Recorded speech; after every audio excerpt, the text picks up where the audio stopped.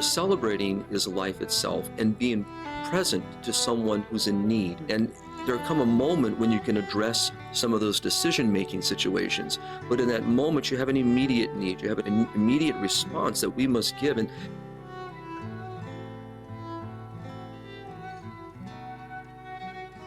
for us as a Catholic church and as a Christian people, we have to set really the tone. And part of that tone is saying, we're here for you. We're not here to judge. We're not here to criticize you. There will be a moment of time when we can address certain issues with you, and we will. But in this moment, let's address the first thing.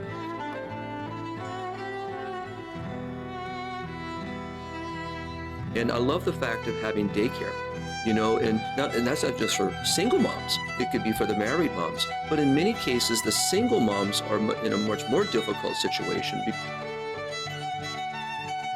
because they may be on their own.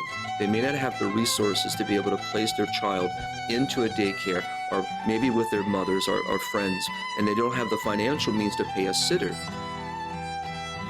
And then all of a sudden, they're not able to go back to school or to finish their schooling or even start school.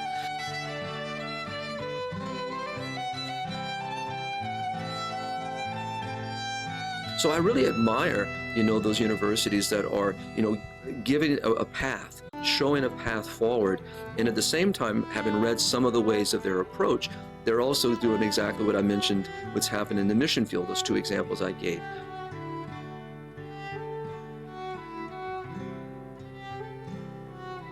They're there also to help, and to help her to make decisions going forward that would be better for her and her family.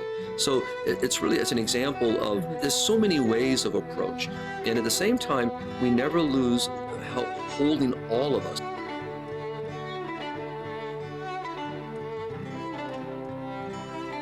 Not just they, I'm gonna take the they out, us, holding us to the values that God has given to us, and never losing sight of those values and that way of life that God wishes us to live, and the ways in which, an ordinary way in which we're called to respond as men and women.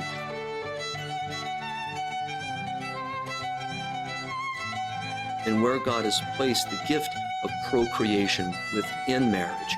And we never should lose sight of that and never stop teaching it. And I know we don't, but it's important as we deal with both kinds of moments. How do we teach the gospel? And then how do we deal with those of us who sometimes stumble along the way and not living the gospel fully as we know we're called to live, or maybe have never been introduced to the gospel of our Lord Jesus Christ?